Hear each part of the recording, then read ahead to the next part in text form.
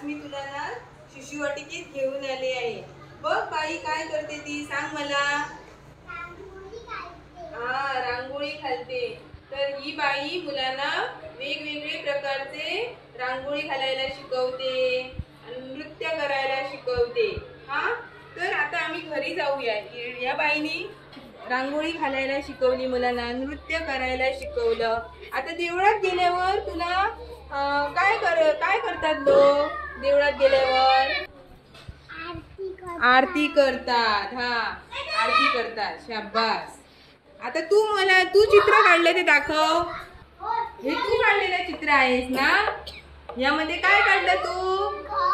घर।